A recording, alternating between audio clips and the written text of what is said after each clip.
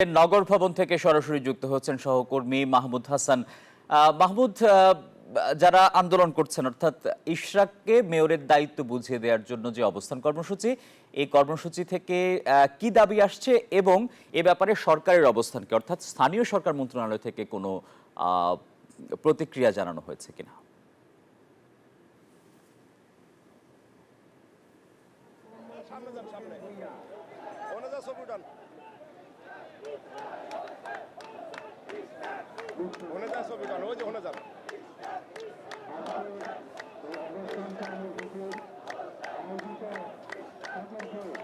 ধন্যবাদ টিপু। আপনি যেমনটি জানাচ্ছিলেন, এখন কিন্তু বর্তমানে আমি অবস্থান করছি ঢাকা দক্ষিণ সিটি কর্পোরেশনের নগর ভবনের সামনে।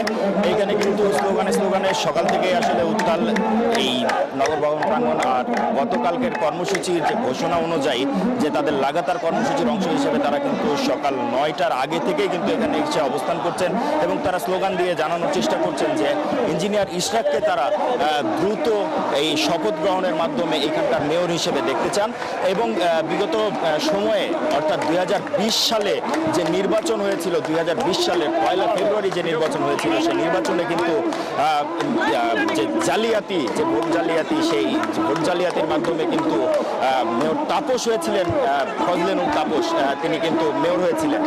সেখানে কিন্তু আসলে এই নির্বাচনকে অবৈধ ঘোষণা করে কিন্তু হাইকোর্ট ইতিমধ্যে রায় দিয়েছেন।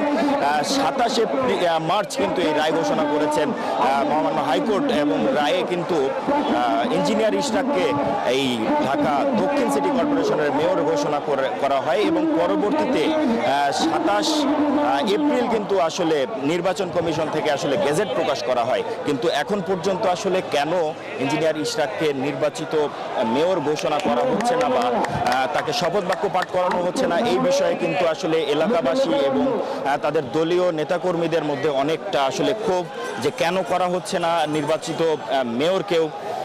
তো সবকিছু মিলে কিন্তু এইখানে তাদের দাবি একটাই যে যতক্ষণ পর্যন্ত আসলে ইঞ্জিনিয়ার ইশরাককে আসলে মেয়রের শপথ গ্রহণ করানো না হচ্ছে, ঠিক ততক্ষণ পর্যন্ত তারা এই অবস্থান কর্মসূচি পালন করবেন। তারা চান এটা দ্রুত একটু সমাধান করতে এবং দ্রুত যেন আসলে ইঞ্জিনিয়ার ইশরাককে আসলে এইখানকার মেয়র ঘোষণা করা হয় এবং শপথ বাক্য পাঠ করানো হয়।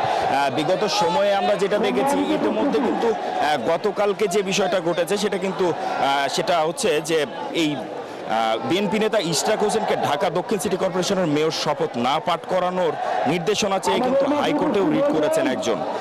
বুধবার অর্থাৎ গতকাল হাইকোর্টের সংশ্লিষ্ট শাখায় রিট আবেদনটি দায়ের করেন সিটি কর্পোরেশনের দক্ষিণ সিটি কর্পোরেশনের মামুনুর রশিদ নামের একজন।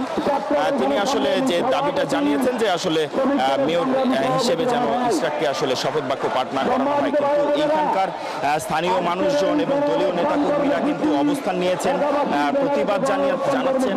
তারা কিন্তু স্লোগান দিতে জানানোর চেষ্টা করছেন যে আসলে অতি সত্বর, অতি দ্রুত ইঞ্জিনিয়ার ইশরাককে আসলে এখানকার মেয়র ঘোষণা করতে হবে এবং ইঞ্জিনিয়ার ইশরাককে মেয়র ঘোষণা তো করা হয়েছেই, খুব দ্রুত তাকে শপথ বাক্য পাঠ করিয়ে তাকে তার দায়িত্ব বুঝিয়ে দিয়ে আসলে এইখানকার ন্যায় বিচার প্রতিষ্ঠা করার জন্য, সহযোগিতা করার জন্য ঊর্ধ্বতন কর্তৃপক্ষের প্রতি তারা আহ্বান জানাচ্ছেন। তো এই ছিল আসলে দক্ষিণ সিটি কর্পোরেশনের নগর ভবনের সামনে থেকে এই যে স্থানীয়দের আসলে যে অবস্থান কর্মসূচি, সেখান থেকে সর্বশেষ তথ্য। মাহমুদ, আপনাকে ধন্যবাদ। বান্ডেল থাকলে প্রতি সেনমানিতে টাকা বাঁচবে। বিকাশ সেনমানি বান্ডেল কিনে